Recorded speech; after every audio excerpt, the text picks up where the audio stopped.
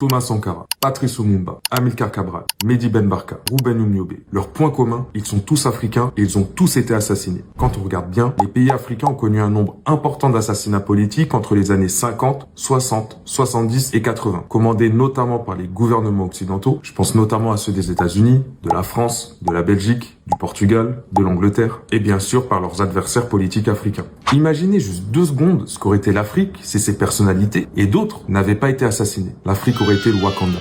Blague à part, elles auraient pu se tromper. Tout n'aurait pas été parfait, c'est certain. Certaines d'entre elles ont même commis plusieurs erreurs de leur vivant. Mais ces personnalités ont toutes eu pour ambition la souveraineté de leurs pays respectifs et de l'Afrique en général. Malheureusement, et selon les contextes, elles étaient plus ou moins isolées. C'est pour cette raison que je n'aime pas la rhétorique que le socialisme n'a pas fonctionné en Afrique. En dehors de l'expérience Ujamaa particulièrement ratée de Julius Nyerere en Tanzanie, je me dis par exemple que si Cabral, Sankara et Lumumba avaient évolué en même temps, ils auraient pu s'encourager et se soutenir face aux tentatives de déstabilisation néocoloniale, en plus de réussir à être souverain d'un point de vue alimentaire, culturel, économique, militaire, etc. Bref, je sais que tout ce que je viens de dire relève de la fiction. Ce que je viens de faire là, c'est-à-dire du et si et du what if, ça a un nom, ça s'appelle de l'histoire contrefactuelle. Dans tous les cas, je pense qu'il reste bon à savoir que l'avancement des pays africains a été grandement perturbé par ces très nombreux assassinats politiques commandés par des pays occidentaux. Après, tout n'est pas fini, il faut continuer de lutter, de militer, de s'organiser, etc. Pour vous renseigner sur ces disparitions et ces meurtres, je vous recommande ce livre sur les assassinats politiques en Afrique centrale entre les années 50 et 60. Ces 2-là sur les personnalités révolutionnaires et panafricaines.